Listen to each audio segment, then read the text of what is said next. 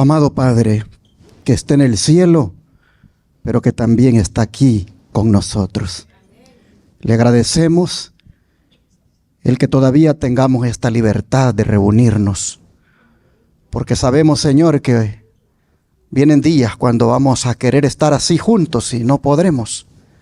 Por eso apreciamos el que todavía en esta libertad usted nos haya congregado para exaltar aún a su nombre. Padre, usted conoce nuestros corazones y usted sabe cómo hemos llegado aquí.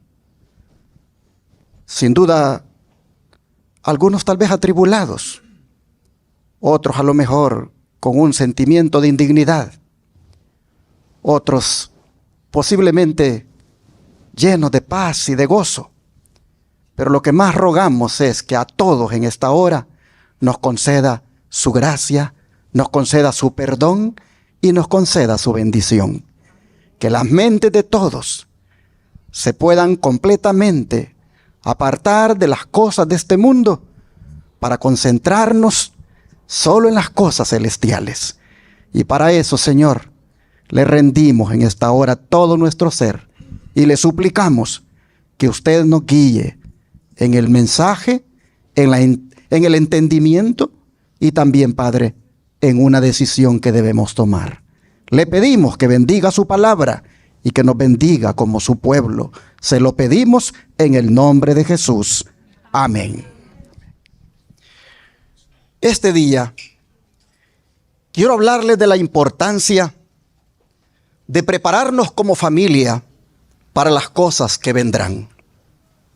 Y lo vamos a hacer basados en el lema de nuestro Congreso Campestre que recién acaba de terminar, el que tuvo por título Preparando familias para la gran crisis final. Entendiendo la frase gran crisis final como todo lo que ha de acontecer en los postreros días. Si bien es cierto, los oradores hicieron buenos aportes con los mensajes que predicaron, creo es bueno, hermanos, retomar o enfatizar un aspecto de la crisis para el cual debemos prepararnos como familia, como es el de la oposición y traición que hemos de enfrentar, la cual tendrá lugar en la misma familia, según ha sido revelado en el Evangelio de Mateo, capítulo 10, versículo 21. Abramos la Biblia, por favor. Mateo, capítulo 10, versículo 21. La Escritura dice: el hermano entregará a la muerte, ¿a quién, hermanos? Al hermano. Y el padre al hijo. Y los hijos se levantarán contra los padres y los harán morir. Ahora vean los versículos 34 al 38 de aquí mismo. Versículos 34 al 38. No penséis que he venido para traer paz a la tierra. No he venido para traer paz, sino ¿qué cosa? Espada. Porque he venido para poner en disensión al hombre contra su padre, a la hija contra su madre, y a la nuera contra su suegra. Y los enemigos del hombre serán ¿quiénes? Los de su misma casa. Oh, hermanos, así advertía Jesús a sus discípulos sobre lo que debían esperar por ser fieles al Evangelio. Este efecto del Evangelio no es culpa del mensaje, sino de quienes no lo reciben. Porque la fe de uno que ha creído en el Evangelio acusa y condena a aquel que no cree. Y no es que acusa y condena porque lo vive señalando, sino que por el estilo de vida que ahora lleva, por el cambio que ha hecho el Evangelio en su vida, esa misma manera de vivir acusa y condena a aquel que no quiere nada con el evangelio. Oh, hermanos, los no creyentes entonces se convierten en acérrimos enemigos de los creyentes. Y Jesús dice, esa es la razón por las cuales habrán estas disensiones en la familia. Así ha sido, hermanos, a lo largo de la historia. Las disensiones más violentas e implacables, si ustedes se ponen a estudiar, van a ver que siempre han sido por diferencias en materia de religión. No hay enemistad tan encarnizada como la de los perseguidores religiosos, ni resolución tan firme como la de los verdaderos creyentes al ser perseguidos. Si algo me gusta de Jesús, es la honestidad con la que nos habla. Y Él está siendo muy amoroso y fiel al decirnos lo que nos espera en su servicio. Él dice que hasta la familia nos perseguirá. Es decir, los que tenemos más cerca, los más queridos, nos van a tomar por locos y nos van a cerrar la puerta de su corazón. No sé si alguno ya lo está experimentando, aunque sea en miniatura. No sé si alguno aquí ya tiene familiares que no le hablan porque usted profesa este mensaje. No sé si usted ya tiene personas que eligieron no tener más comunicación con usted tan solo por lo que usted ahora cree. Es más, no sé si alguno ya está experimentando el hecho de que por creer en la verdad presente, algunos que antes eran sus hermanos de iglesia ya lo hayan considerado un apóstata. No sé, hermanos y hermanas, si a usted escuchó frases como: ustedes en esa iglesia están locos. Tú mismo te has vuelto loco o loca con esas cosas que crees. No sé si usted ya le hacen el feo por creer en la verdad presente, por inclusive compartir los mensajes de la Reforma Pro Salud, los mensajes de los 3 ángeles. No sé si usted ya en miniatura ya está experimentando en cierta manera el rechazo y las puertas cerradas del corazón de algunos de sus familiares. Hermanos y hermanas, en todos los tiempos se da el caso que el cristiano tiene que enfrentarse con una disyuntiva entre escoger la lealtad a Jesús o la lealtad a la familia. No está lejos el tiempo, hermanos, cuando eso se va a hacer de una manera más fuerte. Miren, cuando uno mira el contexto de las palabras que hemos leído, uno está viendo que Jesús está hablando de que no solo se va a confabular contra nosotros, la iglesia y el Estado, sino que la misma familia. Es decir, un padre convertido va a encontrar la oposición de un hijo incrédulo. Una madre cristiana va a encontrar la oposición de su hija inconversa. Una suegra nacida de nuevo va a ser aborrecida por su nuera, que no quiere nada con el Señor. De modo que no está lejos el tiempo cuando tendremos que hacer una elección entre Cristo o la familia. Y ante eso el Señor se anticipa y nos dice lo que debemos hacer. En los versículos 37 y 38, leámoslo aquí de Mateo 10. Dice: el que ama a padre o madre más que a mí, no es digno de mí. El que ama a hijo o hija más que a mí, no es digno de mí. Y el que no toma su cruz y sigue en pos de mí, no es digno de mí. Así, hermanos y hermanas, el Señor nos dice que ante esa disyuntiva, ante esa indecisión de cómo le hago, a quién soy leal, si a Cristo o la familia, Jesús dice: agarren la cruz y ámenme más a mí.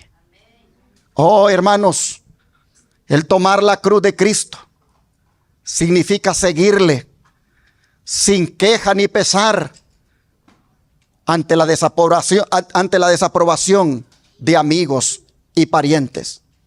Tomar la cruz de Cristo, hermanos, cuando la familia viene contra uno, representa soportar con paciencia y humildad los reproches que vengan de parte de ellos.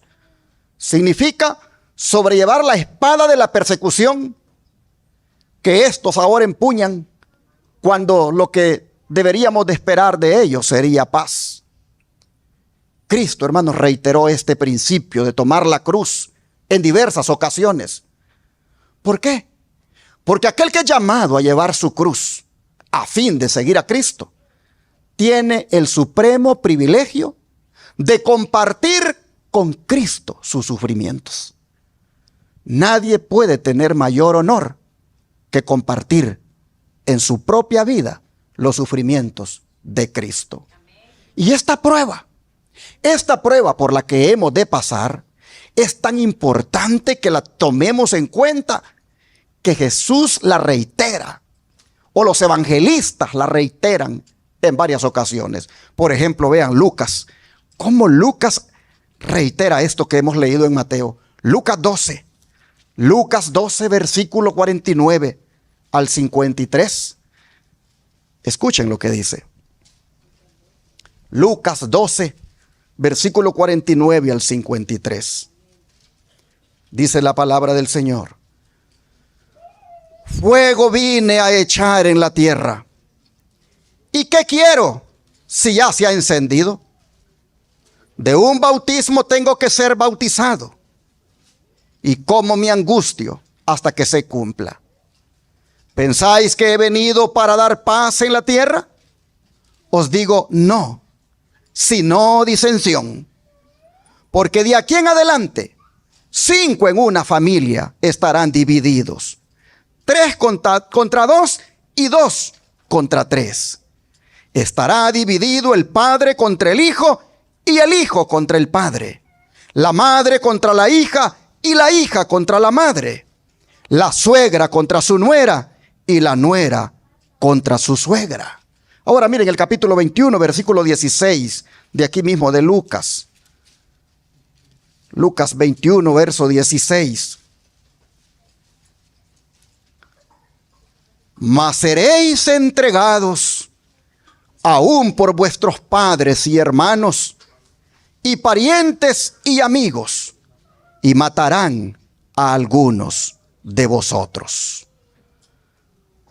Si ustedes se fijan, hermanos, Jesús asocia el fuego de la persecución que él ha de tener y el bautismo de su muerte. Él lo asocia con la división que causaría en las familias el hecho de que alguien acepte el evangelio. Y yo pregunto, ¿se han cumplido al pie de la letra estas palabras en la historia? Es más, ¿se volverán a cumplir? Vamos al don de profecía para que nos ayude entonces a mirar si esto se ha cumplido literalmente y si se volverá a cumplir. El don de profecía dice así: Cristo dijo de sí mismo: no penséis que he venido para meter paz en la tierra. No he venido para meter paz, sino espada. Aunque es el príncipe de paz, es, sin embargo, causa de división. El que vino a proclamar alegres nuevas y a crear esperanza y gozo en los corazones de los hijos de los hombres, originó una controversia que arde profundamente y suscita intensa pasión en el corazón humano. Y advierte a sus seguidores al decir: en el mundo tendréis aflicción. Y al decir: os echarán mano y perseguirán, entregándoos a las sinagogas y a las cárceles, siendo llevados a los reyes y a los gobernantes por causa de mi nombre. Pero también al decir, mas seréis entregados aún de vuestros padres y hermanos y parientes y amigos, y matarán a algunos de vosotros. Esta profecía se ha cumplido de manera notable. Todo ultraje, vituperio y crueldad que Satanás pudo inventar e instigar a los corazones humanos se ha dirigido contra los seguidores de Jesús. Así está escrito en Hechos de los Apóstoles, página 69. Habla de que esto se ha cumplido de una manera notable. Se cumplió en los días de la iglesia primitiva y también se cumplió en los días de la Edad Media. Vean el conflicto de los siglos, lo que dice. En el siglo VI, el papado concluyó por afirmarse.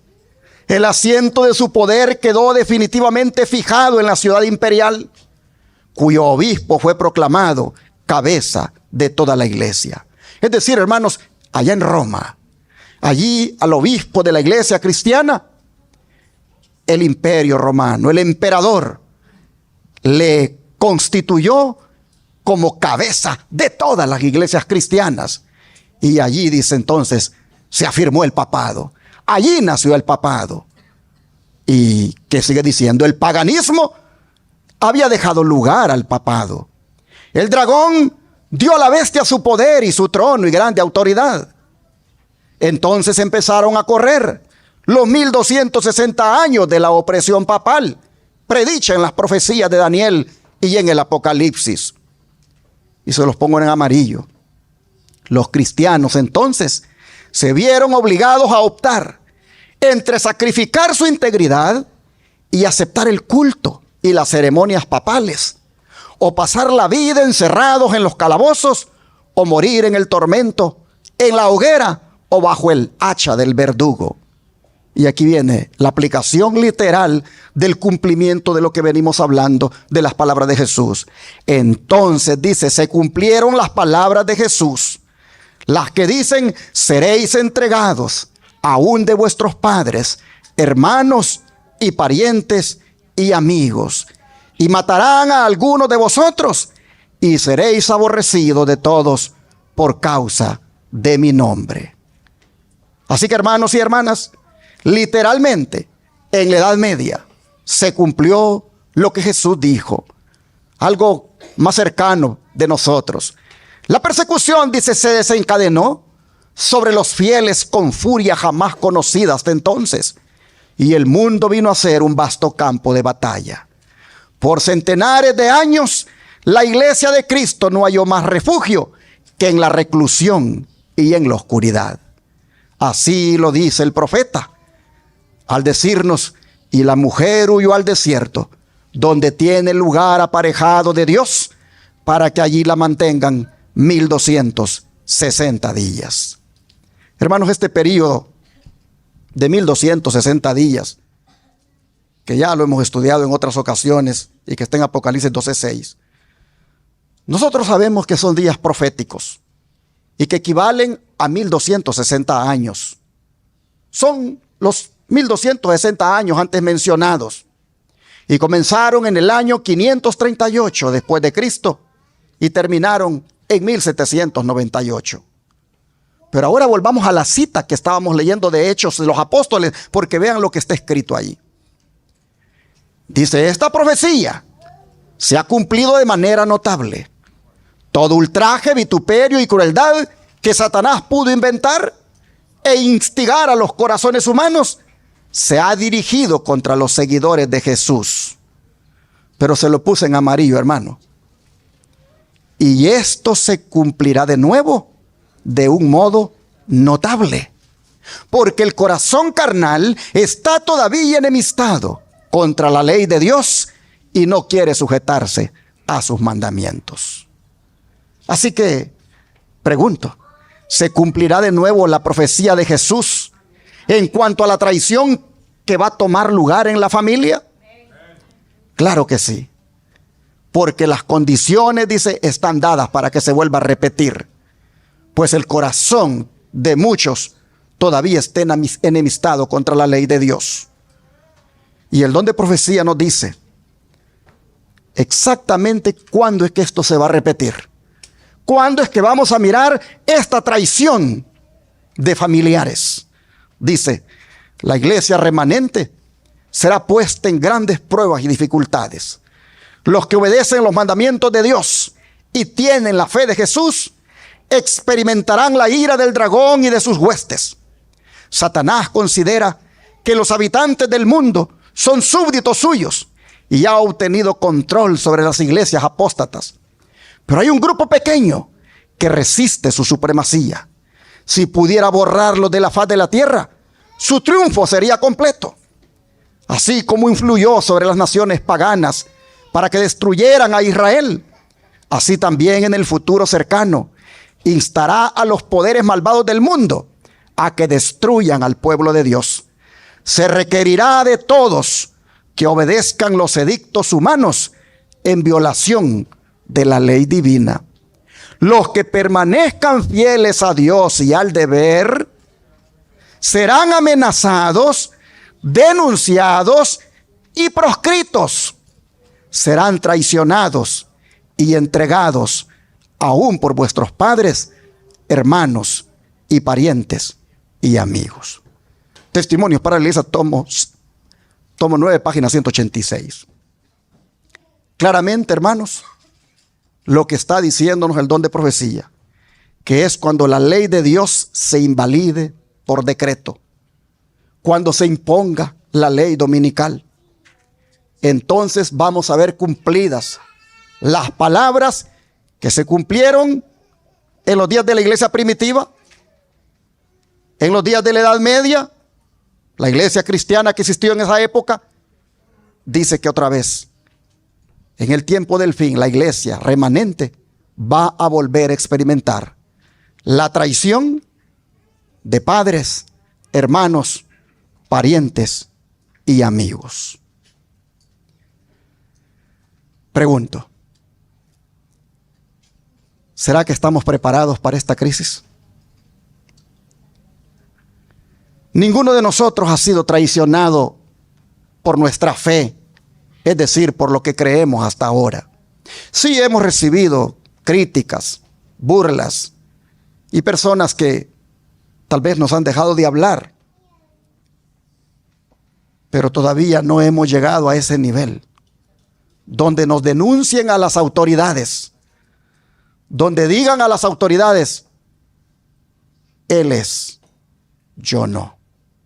Es decir, como Pedro, digan que no son de nosotros, o que ni siquiera comparten lo que nosotros creemos. Hermanos y hermanas, nosotros no tenemos idea de lo que se siente una traición de ese nivel. Sin embargo, hay que prepararnos porque va a llegar. Va a llegar. Y Jesús es más que honesto con nosotros al decirnos, esto es lo que viene. Por eso, como familias, debemos prepararnos para esa gran crisis. Hermanos, ¿qué se sentirá que un hijo traicione a su padre? ¿Qué se irá a sentir que un padre traicione a su hijo? Que una esposa traicione a su esposo. Hermanos, ¿qué se irá a sentir? Como nunca lo hemos vivido en esa categoría, no tenemos idea. Sin embargo, hay un joven que él experimentó en carne propia esto, como lo fue el joven José. ¿Qué dice la escritura de él? Vamos a Génesis 37. Génesis 37, versículo 13 al 28. Génesis 37, versículo 13 al 28. 37, versículo 13 al 28. Dice así: y dijo Israel a José: tus hermanos apacientan las ovejas en Siquem. Ven y te enviaré a ellos. Y él respondió: heme aquí. E Israel le dijo: ve ahora, mira cómo están tus hermanos y cómo están las ovejas, y tráeme la respuesta. Y lo envió del valle de Hebrón y llegó a Siquem. Y lo halló un hombre andando, él errante por el campo, y le preguntó a aquel hombre: ¿qué buscas? José respondió: busco a mis hermanos. Te ruego que me muestres dónde están apacentando. Aquel hombre respondió: ya se han ido de aquí. Y yo les oí decir: vamos a Dotán. Entonces José fue tras de sus hermanos y los halló en Dotán. Cuando ellos lo vieron de lejos, antes que llegara cerca de ellos, conspiraron contra él para matarle. Y dijeron el uno al otro: he aquí viene el soñador. Ahora pues venid y matémosle y echémosle en una cisterna y diremos: alguna mala bestia lo devoró, y veremos qué será de sus sueños. Cuando Rubén oyó esto, lo libró de sus manos y dijo: no lo matemos. Y les dijo Rubén: no derraméis sangre, echadlo en esta cisterna que está en el desierto y no pongáis mano en él. Y lo hizo así por librarlo de sus manos y para hacerlo volver a su padre. Sucedió pues que cuando llegó José a sus hermanos, ellos quitaron a José su túnica, la túnica de colores que tenía sobre sí, y le tomaron y le echaron en la cisterna. Pero la cisterna estaba vacía, no había en ella agua. Y se sentaron a comer pan, y alzando los ojos miraron, y he aquí una compañía de ismaelitas que venía de Galad. Y sus camellos traían aromas, bálsamo y mirra, e iban a llevarlo a Egipto. Entonces Judá dijo a sus hermanos: ¿qué provecho hay en que matemos a nuestro hermano y encubramos su muerte? Venid y vendámosle a los ismaelitas, y no sea vuestra mano sobre él, porque él es nuestro hermano, nuestra propia carne. Y sus hermanos convinieron con él. Y cuando pasaban los madianitas, mercaderes, sacaron ellos a José de la cisterna y le trajeron arriba y le vendieron a los ismaelitas por 20 piezas de plata y llevaron a José a Egipto. Hermanos y hermanas, qué triste relato el que hemos leído. Qué deseos más malvados los que había en el corazón de los hermanos hacia José. Sentimientos de envidia habían albergado, sentimientos de ira y de odio. Esos pensamientos con el tiempo se habían arraigado de tal manera que eso era lo que tenían como carácter. Y cuando lo ven venir, conspiran contra él para matarlo.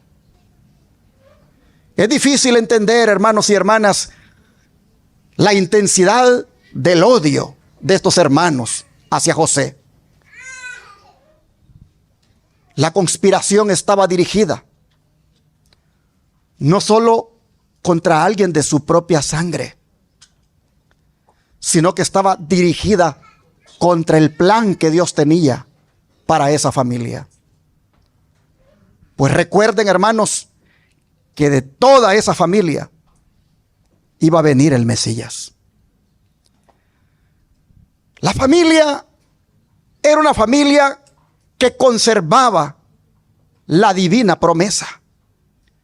Estos muchachos habían oído del pacto que Dios había hecho con su bisabuelo Abraham. Sabían de que ellos no eran una familia más en la tierra. Sabían que ellos eran una familia peculiar, única, de cuyos descendientes nacería el Salvador. Así que su macabro plan va contra la voluntad de Dios que Él tiene para ellos como familia. En la actitud de ellos como hermanos se puede ver, hermanos, el horrible poder que tiene el pecado en el corazón de un hombre. Nosotros miramos cómo el odio los había cegado hasta el punto de no reconocer lo que hacían. La venta que hicieron de José fue una violación al principio de que ningún hombre tiene derecho de someter a otro a una servidumbre involuntaria. Ese acto perverso de vender a su hermano demuestra hasta dónde había llegado la moral y cómo se había posesionado esa inmoralidad en ellos. Y así, hermanos y hermanas, los que vendieron a José demostraron que habían perdido todo afecto natural. La venta de José como esclavo es el primer ejemplo que se registra en la Biblia de una transacción de esa naturaleza. ¿Lo vendieron por cuánto? Por 20 piezas de plata. Y sin duda lo fueron a revender en Egipto por 30 piezas. Porque ese es el precio que valía un esclavo en ese tiempo. Es decir, lo vendieron por menos de lo que valía un esclavo. Pero no dejan de ser relevantes las palabras de Judá, su hermano, al decir allí: es nuestro hermano, nuestra propia carne. Pero aún así está proponiendo venderlo. Y sus hermanos, dice, convinieron con él. El espíritu de profecía nos cuenta lo horrible que sintió José al recibir esa traición de sus hermanos, al recibir esa actitud tan llena de odio de parte de sus hermanos. Vean cómo el don de profecía lo describe. Cuando vio a los mercaderes, José comprendió la terrible verdad.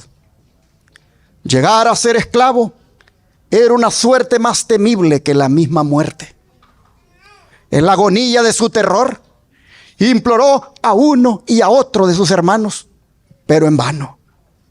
Algunos de ellos fueron conmovidos, pero el temor al ridículo los mantuvo callados. Todos tuvieron la impresión de que habían ido demasiado lejos para retroceder. Si perdonaban a José, éste los acusaría sin duda ante su padre, quien no pasaría por alto la crueldad cometida contra su hijo favorito. De manera que, endureciendo sus corazones a las súplicas de José, ¿qué hicieron? Lo entregaron en manos de los mercaderes paganos. La caravana continuó su camino y pronto se perdió de vista. Nosotros conocemos, hermanos, el resto de la historia. La injusticia de la que fue objeto en Egipto por parte de la mujer de su amo y cómo fue a parar a la cárcel por eso. Pero también conocemos que Dios nunca lo abandonó.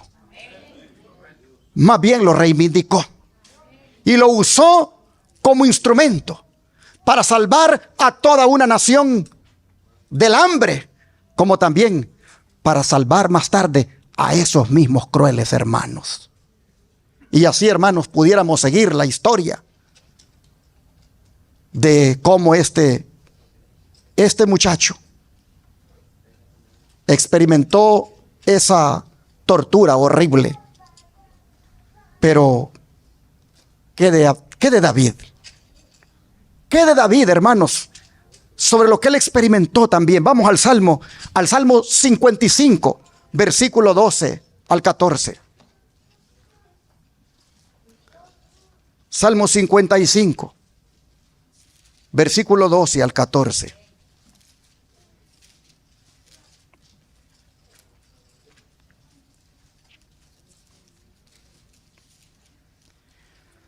Dice el salmista: porque no me afrentó un enemigo, lo cual habría soportado, ni se alzó contra mí el que me aborrecía, porque me hubiera ocultado de él.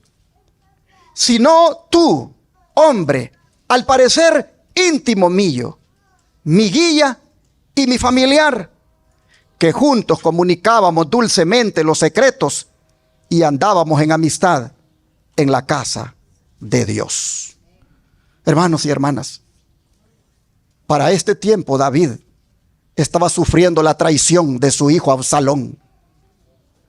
Pero estas palabras reflejan que uno más íntimo, un amigo suyo, consejero y hermano de iglesia, se le había unido a su hijo en la traición. Y eso a David le dolía mucho. Él siente que la deserción de su falso amigo es el peor golpe que está recibiendo.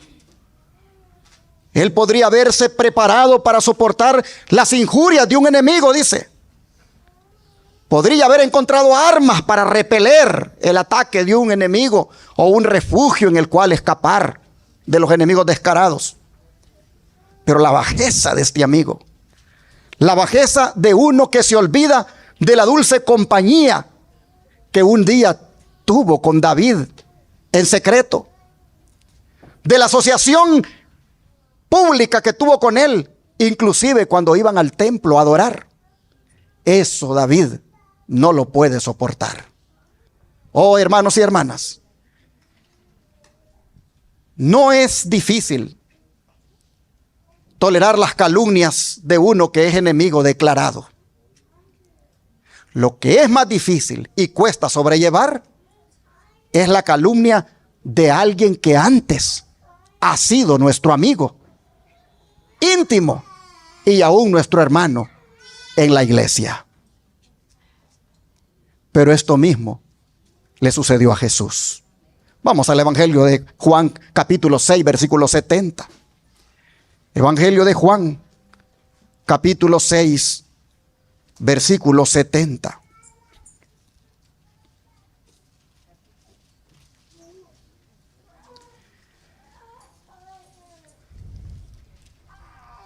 Y la escritura dice: Jesús les respondió: ¿no os he escogido yo a vosotros los 12, y uno de vosotros es diablo? Y el versículo 71 dice que hablaba de ¿quién? De Judas Iscariote, hijo de Simón, porque este era el que le iba a entregar y era uno de los 12. Ahora miren el capítulo 13, verso 18, de aquí mismo del Evangelio de Juan.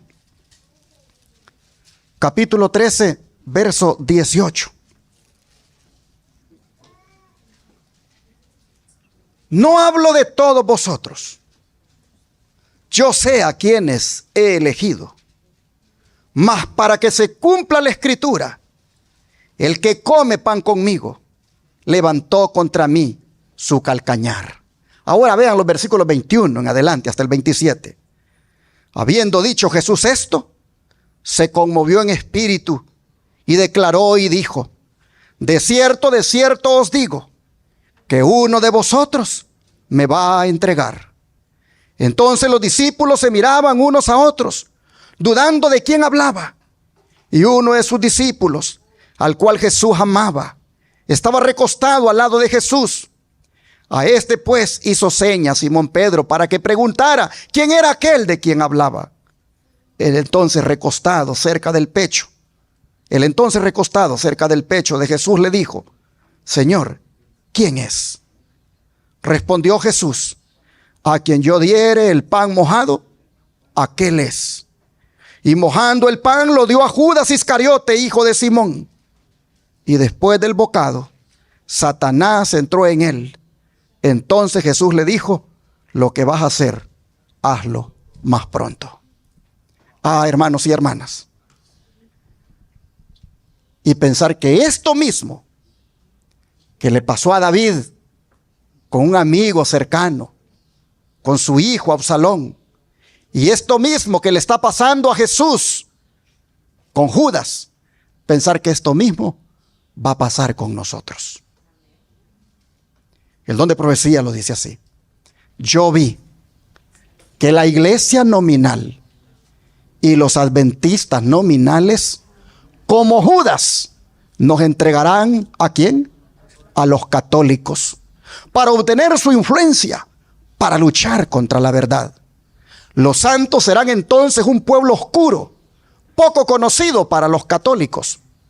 Pero las iglesias y los adventistas nominales, que conocen nuestra fe y costumbres, traicionarán a los santos y los denunciarán a los católicos como los que desprecian las instituciones del pueblo. Es decir, que ellos guardan el sábado y desprecian el domingo. Así lo dice la sierva del Señor en ese libro Spalding Magan Collection, página 1. Hermanos, ¿qué es lo que fue? Lo mismo que será. El Señor nos está diciendo, hay que prepararse. Porque si conmigo, que soy el árbol verde, han hecho estas cosas, ¿qué no van a hacer con ustedes, que son árboles secos? Hay que prepararse. Los adventistas nominales, es decir, los que no son verdaderos, que solo se han infiltrado en las filas para llevar nada más el nombre, pero todavía en fiestas paganas, viviendo como mundanos, sin compromiso serio con Dios. Esos, dice la sierva del Señor, yo vi que van a entregarnos, que van a decir, ese es, esos son. Y la sierva del Señor ya dijo, y algunos de esos van a ser padres, madres, hijos, suegras, nueras o amigos que van a caer en esa terrible crueldad. Dios nos libre, hermanos, de que uno de nosotros vaya a ser ese traidor o traidora. Dios nos libre. El Señor nos está con toda honestidad diciendo las cosas como son, para que tomemos acción y nos cuidemos de no hacer semejante crueldad. El don de profecía dice, tenemos mucho más que temer. ¿De dónde? De enemigos internos que de ¿dónde? Que de externos. Los impedimentos para el vigor y el éxito provienen mucho más de la iglesia misma que del mundo. Y entonces aquí, ¿quién aquí está de corazón? ¿Quién aquí de verdad uno puede decir, no, aquí estamos seguros? Solo Dios lo sabe, hermanos. Solo Dios lo sabe. Pero yo creo que sería bueno que examinemos el corazón. Que examinemos el corazón para ver los motivos por los cuales verdaderamente estamos en las filas de la verdad presente. Sería bueno, hermanos, que si no estamos de corazón en este mensaje, que mejor nos arrepintamos y que de verdad lo aceptemos de corazón, para no venir a darle cumplimiento a esta profecía de que enemigos internos van a hacer esta terrible maldad de persecución, de oposición. Mire lo que dice aquí, la siguiente cita. Los que apostaten durante el tiempo de dificultades darán falso testimonio y traicionarán a sus hermanos para asegurar, ¿qué cosa? Su propia seguridad. Y van a revelar el lugar donde se ocultan sus hermanos, y así pondrán a los lobos sobre sus huellas. Río Ángel, 20 de diciembre de 1898. Van a revelar el lugar. Y hay algunos que dicen, yo por eso no quiero decir a dónde me voy a ir. Pues hoy con los drones, hermanos, con los drones no hay dónde esconderse. Nuestro único escondedero será nuestro Señor Jesucristo. Porque donde tú estés escondido y un dron te pueda descubrir, Cristo pondrá una capa encima para que el dron no te mire. Oh, hermanos. Pero los que apostaten, dice, durante el tiempo de dificultades, estos que para poder comprar o vender permitan que se les ponga la marca de la bestia, estos, dice, van a revelar inclusive el lugar donde se ocultan sus hermanos. Hermano, hermana, este mensaje es para que reflexionemos. ¿Cuál es el papel que vamos a jugar nosotros en las escenas finales de la historia? Y mire, esto está más fuerte, porque ya lo estamos viendo en estos días. Conforme vaya acercándose la tempestad, muchos que profesaron creer en el mensaje del tercer ángel, pero que no fueron santificados por la obediencia a la verdad, abandonarán su fe e irán a engrosar las filas de la oposición. Uniéndose con el mundo y participando de su espíritu, llegarán a ver las cosas casi bajo el mismo aspecto. Así que cuando llegue la hora de prueba, estarán preparados para situarse del lado más fácil y de mayor popularidad. Y ahí está en amarillo para que usted vea quiénes son. Hombres de talento y de elocuencia, que se gozaron un día en la verdad, emplearán sus facultades para seducir y descarriar almas. Se convertirán en los enemigos más encarnizados de sus hermanos de antaño. ¿Quiénes? Hombres de talento y de elocuencia. ¿Quiénes serían estos? Ahí están los pastores, hermanos. Los pastores van a traicionar a sus rebaños. Y ya los están traicionando. Ya están prohibiendo los pastores que se prediquen de estos temas en los púlpitos. Ya están prohibiendo que se descubra así tan claramente la apostasía papal y sus planes de una marca de la bestia. Ya los hombres de talento y de elocuencia están prohibiendo que hermanos ancianos o líderes predicadores que predican de estos temas se les dé el púlpito. Seguido recibo llamadas de hermanos que me dicen: mire, aquí venía un hermano que era el único que tenía ese valor de agarrar Apocalipsis y hablarnos las verdades. El pastor vino hace poco y dijo: no lo reciban más. Él tiene prohibido predicar en los púlpitos de la iglesia. El hombre está allí calladito en el templo. Él no está defraternizado, pero está censurado. Tiene que predicar como predican los pastores. Mensajes ecuménicos, mensajes de puro amor, solo de la justificación por la fe, y que la gente siga viviendo en sus deleites y pecados. Hermanos, la justificación por la fe no es para justificar el pecado. La justificación por la fe es para obtener el perdón de los pecados y para obtener también victoria sobre el pecado. Pero si hace un énfasis de justificación por la fe que te deja allí, en el deleite del pecado, en las cosas que te gustan del mundo, y justificado por su gracia, ahí te vas y te va a encontrar así el Señor y va a decir: pesado ha sido en balanza y ha sido hallado falto.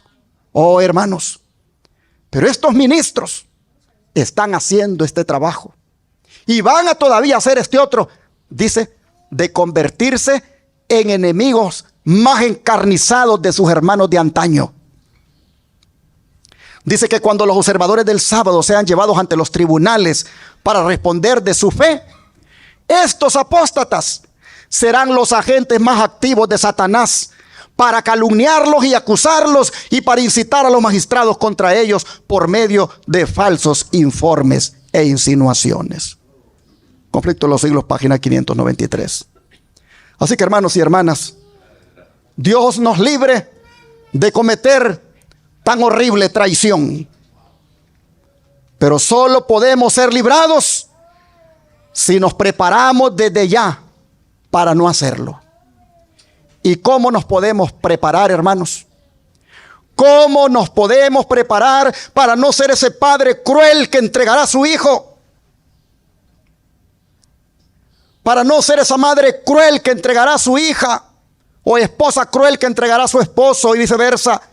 ¿Cómo debemos prepararnos para no ser ese amigo que cometerá semejante crueldad? ¿Cómo debemos prepararnos? Sin duda, siendo buenos padres, siendo buenas madres, buenos hijos y buenos compañeros de iglesia. Pero eso de ser buenos, solo se consigue, hermanos, consagrándose al Señor. Y para hacerlo, hay que seguir, hermanos, lo que Dios nos ha enseñado. Si va a venir de la familia, si va a venir de los padres, de las madres, de los hijos, de las suegras, de las nueras, de los amigos de la iglesia, si ha de venir esta traición, yo creo, hermanos, que nosotros deberíamos en este momento analizar y decir: ¿qué fundamento estoy poniendo en mi casa? ¿Qué fundamento estoy poniendo en la familia para contrarrestar este mal? Para que yo no vaya a ver esto cumplido. ¿Qué puedo hacer? Hermanos, si va a venir la persecución de la misma familia y de la iglesia, entonces hay que enfocarnos en la casa, en preparar a los hijos, en prepararnos todos para ser más leales a Cristo, más consagrados, más temerosos de Dios, más apartados del mal, y así no caer en ese tremendo pecado. Así que aquí la obra va a empezar ¿por quiénes? Pero ¿por quiénes hay en la casa? Por los padres. Va a comenzar por los padres. Si usted no quiere ver traición en su casa, si usted no quiere ver eso que hemos leído que va a ocurrir en las familias, usted como padre, usted como madre, póngase a hacer lo que Dios manda. ¿Y qué es lo que Dios manda? Vamos al libro de Génesis para leer el capítulo 18, versículo 19. Génesis capítulo 18 y versículo 19.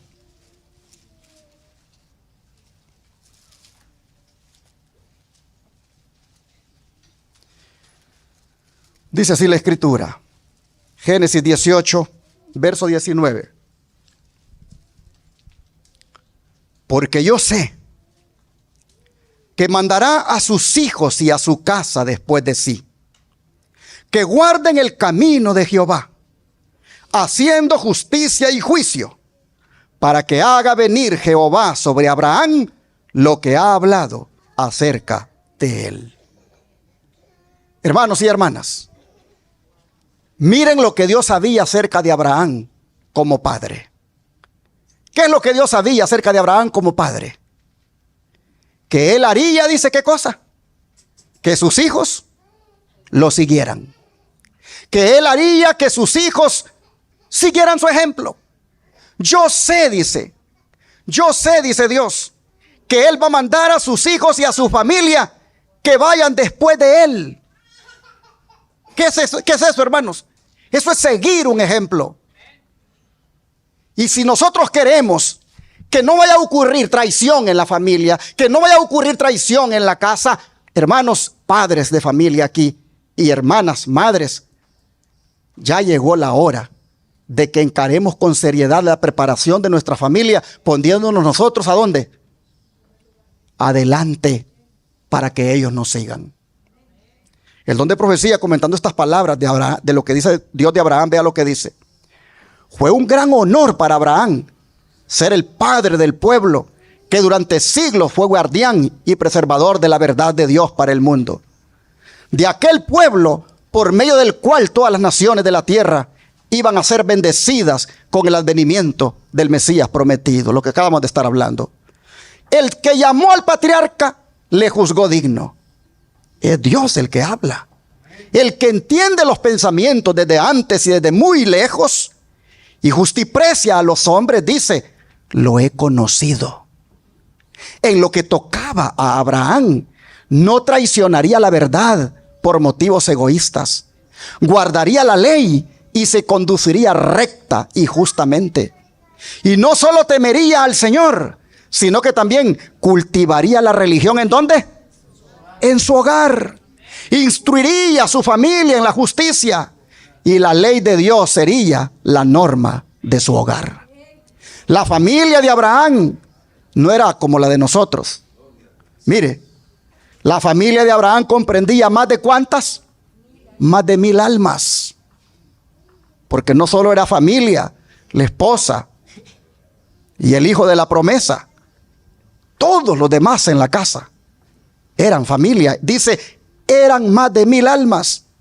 Y los que por sus enseñanzas eran inducidos a adorar al Dios único, encontraban, allí en la casa de Abraham, encontraban un hogar en su campamento. Y allí, como en una escuela, recibían una instrucción que los preparaba para ser representantes de la verdadera fe. Pero ¿quién los preparaba? ¿Quién los instruía? Abraham, como el padre. Así que pesaba sobre Abraham una gran responsabilidad.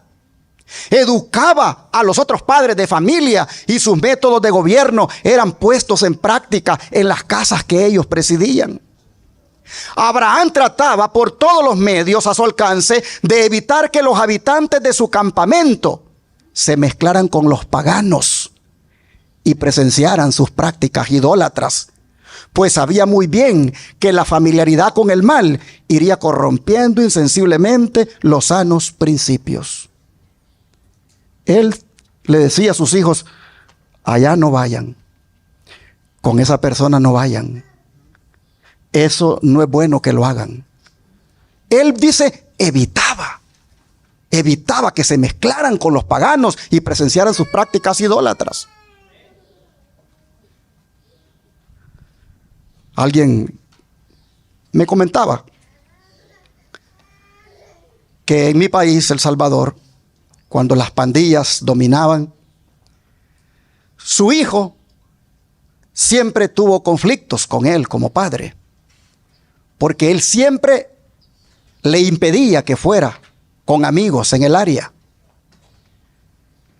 Y ahora que ya está grande el hijo reconoce y le da gracias como padre por haberle impedido, porque de lo contrario estuviera ya en la cárcel como pandillero, pues eso es lo que aprendían los muchachos a hacer. Hermanos, nosotros como padres vemos el peligro y a nosotros nos corresponde decirle al hijo, a la hija, allí no vaya, eso no lo haga. Que se enoja, que se enoje, pero hay que decírselo con amor, que ese no es el lugar. Hay que seguir el ejemplo de Abraham, como él educaba a su familia. Dice, ponía el mayor cuidado en excluir toda forma de religión falsa y en hacer comprender a los suyos la majestad y gloria del Dios viviente como único objeto del culto. El afecto de Abraham hacia sus hijos y su casa le movió a resguardar su fe religiosa y a inculcarles el conocimiento de los estatutos divinos como el legado más precioso que pudiera dejarles a ellos. Y por su medio al mundo también. A todos, dice, les enseñó que estaban bajo el gobierno del Dios del cielo.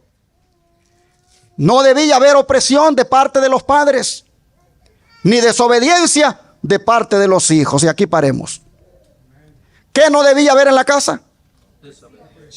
Opresión de parte de los padres, ni desobediencia de parte de los hijos. En otras palabras, tenía que haber allí un buen trato de parte del padre para con los hijos. Que se entendiera muy bien lo que era la disciplina y lo que era el coraje, que muchas veces sale a relucir porque ya la paciencia se perdió. Debía haber, hermanos, una regla que se debía implementar y se debía inculcar a que se respetara, pero sin hacer opresión. Y había que inculcar la obediencia de parte de los hijos. Dice, la ley de Dios había designado a cada uno sus obligaciones y solo mediante la obediencia a dicha ley se podía obtener la felicidad y la prosperidad. Yo quiero destacar eso que está en amarillo, hermanos. No debía haber opresión de parte de los padres ni desobediencia de parte de los hijos. ¿Por qué lo quiero destacar? porque eso está a tono. Eso está a tono con lo que Pablo dice en Efesios capítulo 6. Vamos a leer allí. Efesios capítulo 6, versículos 1 al 4. Efesios 6, versículos 1 al 4.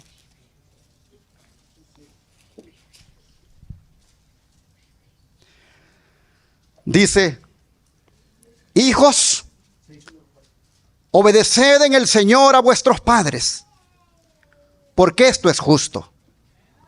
Honra a tu padre y a tu madre, que es el primer mandamiento con promesa, para que te vaya bien y seas de larga vida sobre la tierra. Y vosotros, padres, no provoquéis a ira a vuestros hijos, sino criadlos en disciplina y amonestación del Señor. Hermanos y hermanas, ¿por qué no debemos provocar a los hijos? Dice. ¿Por qué no debemos provocar a los hijos? Saben que aquí Pablo está repitiendo unas palabras que dice en Colosenses. Vamos a Colosenses, capítulo 3, versículo 21. Vea lo que dice acá. Padres, no exasperéis a vuestros hijos. ¿Para qué, hermanos? ¿Para qué? Para que no se desalienten. 3:21. Lo vuelvo a leer. Padres, no exasperéis a vuestros hijos para que no se desalienten. Hermanos, esta prohibición es esencial, porque la obediencia que se pide a los hijos debe descansar sobre una base moral. No debe descansar de que porque aquí yo mando. No debe descansar sobre yo soy tu papá y vas a hacer lo que yo te digo. No. La obediencia de los hijos debe descansar sobre una base moral. Miren, hermanos, la razón por que Pablo da este consejo es para que no se desalienten, dicen los hijos. ¿Sabían ustedes que hay hijos que no quieren nada con el evangelio ahora? Porque papá y mamá le han dado una educación equivocada. Lo disciplinaron de una manera que no quieren nada con ese Dios al cual el Padre dice representar. El Padre lo maltrató. El Padre lo cacheteó. El Padre lo agarró como que era un hombre cualquiera. El Padre lo agarró con una vara o con una cinta o con un cinto que le dejó huella.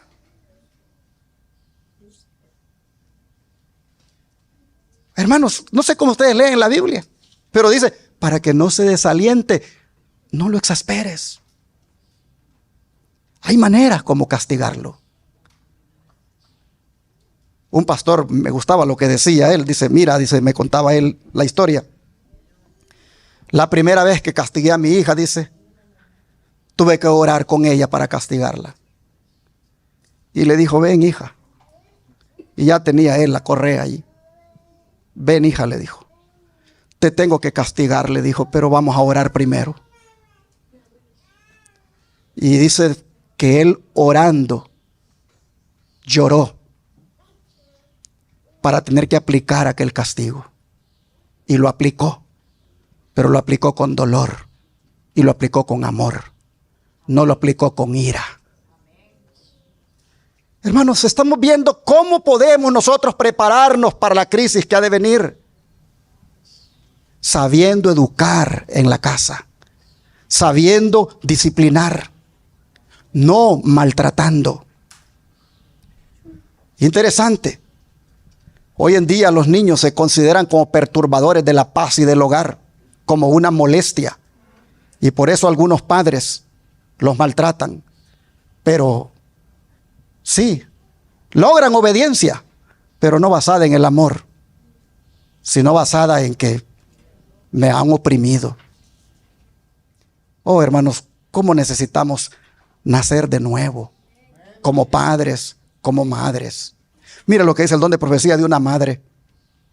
Primero lo que le dice a ambos en general, a los padres. Padres, dice, Dios desea de vosotros que hagáis de vuestras familias un ejemplo de la familia del cielo. Proteged a vuestros hijos, sed bondadosos y tiernos con ellos. El padre, la madre y los hijos deben estar unidos con los vínculos áureos del amor.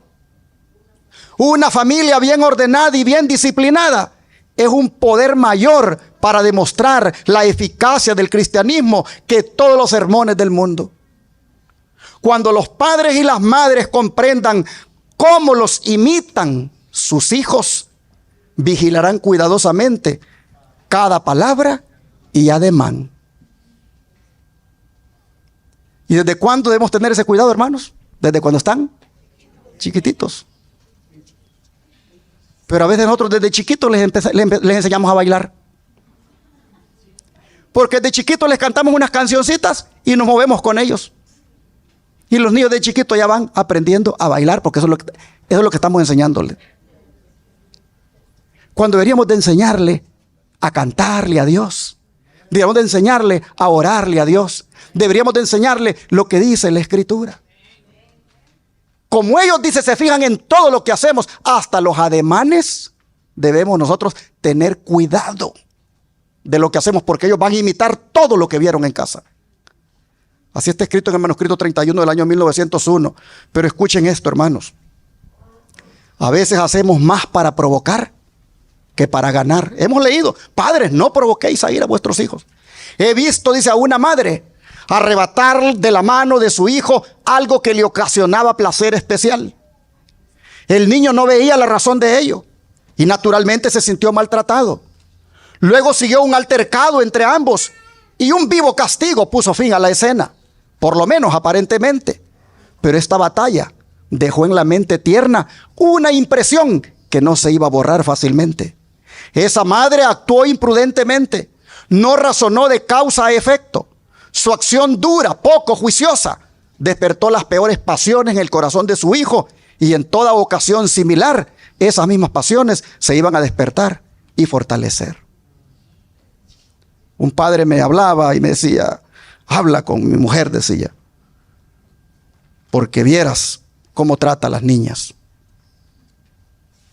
Les dice que son brutas, porque no se aprenden las tablas, les da con los cuadernos en la cabeza. Y cristiana. Habla con ella. Hermanos, como así nos dieron a nosotros, casi nos daban con el machete. A veces así queremos nosotros darle a nuestros hijos. Pero en el Señor no es así, hermanos. En Cristo no se castiga así. Ese hijo resentido, mañana abandona las filas, mañana se va al mundo y se mete tanto en el mundo y el diablo lo usa tanto que por último dice: sí, ese mi papá es de esa fe, de esa doctrina, y él mismo entonces entrega a su padre. Porque no se supo en la familia poner una base como debe ser. Sigue diciendo: cuando los padres muestran un espíritu áspero, severo y dominante, se despierta en los hijos un espíritu de obstinación y terquedad. Así los padres no ejercen la influencia suavizadora que podrían tener sobre sus hijos. Padres, dice, ¿no podéis ver que las palabras ásperas provocan resistencia? ¿Qué haríais si se os trajera con tanta si se os tratara con tanta desconsideración como tratáis a vuestros pequeños? ¿Qué haríais si así te trataran a ti? Es vuestro deber, dice, estudiar de causa a efecto.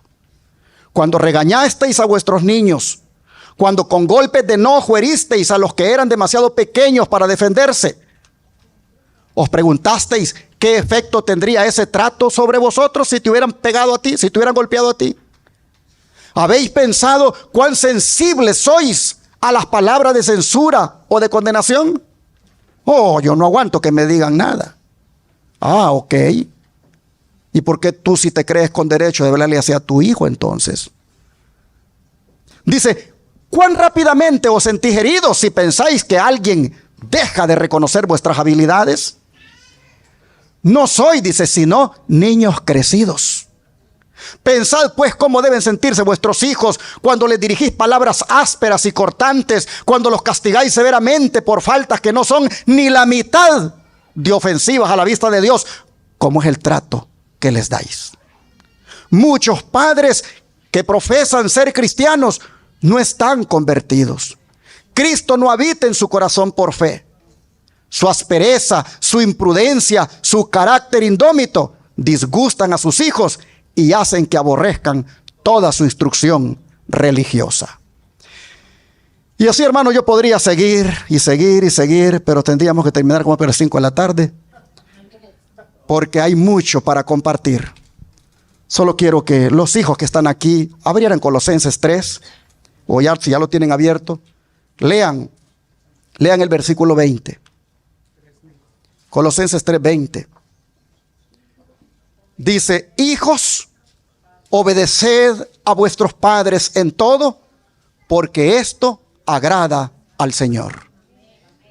En otras palabras, Dios demanda de los padres un buen trato hacia los hijos, pero demanda también de los hijos una obediencia total, porque eso le agrada al Señor. La desobediencia a los padres es considerada en la Biblia como uno de los mayores males. Así que, hijos aquí presentes, debemos ser obedientes porque eso le agrada al Señor. Debemos estar dispuestos a que no nos digan 2 veces lo que hay que hacer. Si una vez nos dijeron que hagamos algo, que esa sea suficiente.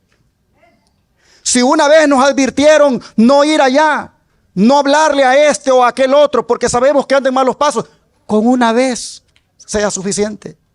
Hijos, seamos obedientes a nuestros padres porque eso le agrada al Señor. Y por último, hermanos, para no ser de los hermanos que traicionarán a los hermanos, voy a cerrar este mensaje con las palabras de Primera de Juan, capítulo 3, versículos 11 y 12.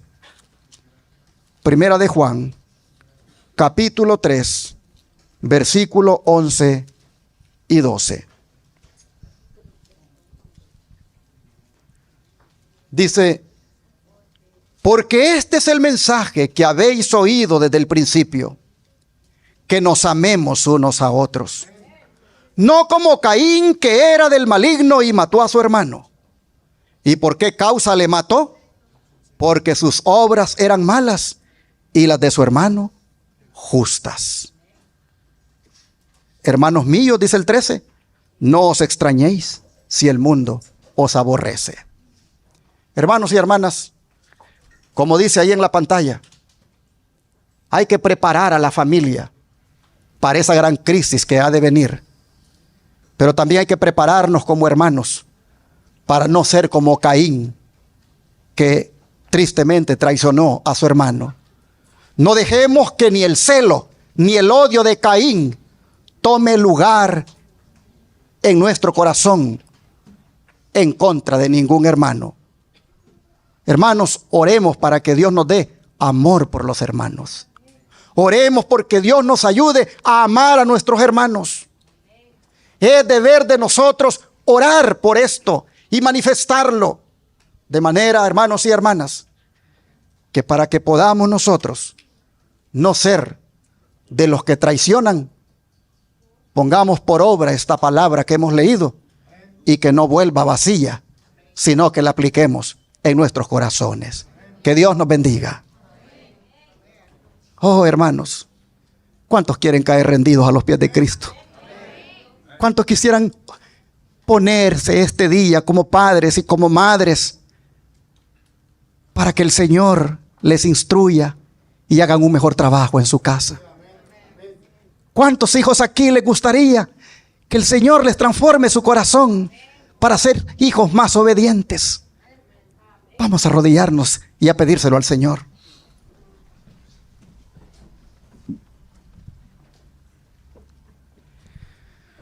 Amante Padre, nuevamente, Señor, tú vienes a hablar con honestidad a tu iglesia. Nuevamente tú vienes a hablar con honestidad a las familias y les dice lo que lo que nos espera. Pero también, Señor, nos has enseñado de cómo podemos preparar a la familia para no ver esas crueldades, esas traiciones. Y Padre, es allí donde hemos quedado mal contigo, porque no hemos hecho el trabajo bien. En muchas ocasiones nos hemos equivocado en la manera de educar a nuestros hijos. Y en muchas ocasiones los hijos aquí han sido desobedientes a sus padres. De manera, Señor, que sabiendo que es allí donde debemos poner el fundamento para que la familia esté preparada y no haya traición ni ninguno de sus miembros hacia otro miembro, sabiendo, Señor, de que en calidad de miembros de iglesia es no viviendo nosotros, sino viviendo Cristo en nosotros, que podremos ser leales a ti, a tu verdad y a los hermanos. Sabiendo esto, Señor, hoy te rogamos que pases por alto nuestras equivocaciones, que pases por alto, Señor, las veces que hemos actuado mal. Que por favor, Señor, no nos tomes en cuenta las veces que como padres nos hemos extralimitado y no hemos actuado como tú mandas. Perdónanos, Señor. Por favor, te rogamos que no nos tomes en cuenta ese pecado. Y te rogamos que de aquí para allá podamos ser esos padres que reflejen el amor de nuestro Padre Celestial. Ayúdanos, Señor, que las madres aquí y los padres podamos ser esos representantes tuyos que le indican a los hijos el camino que deben seguir. Y danos paciencia, Señor. Danos paciencia, porque hay veces que por muy suave también que hablemos a los hijos, el enemigo obra con ellos y se rebelan. Pero, Señor, cuando eso ocurra, por favor, toma control de nosotros. Que no perdamos la compostura. Danos, oh Señor, dominio propio. Ayúdanos a reflejarles, aún en esas condiciones, a nuestros hijos, cuánto los amamos. Ayúdanos, Señor, aún en esas rebeliones, a mostrarles cómo Dios nos trata a nosotros. Padre, te pedimos que nos ayudes a reflejar tu carácter. Ayuda, Señor, aquí en la iglesia, a todas las familias presentes, de manera que todas nos comprometamos contigo cada día y que te demos a ti el primer lugar. Te lo suplicamos en el nombre de Jesús. Amén.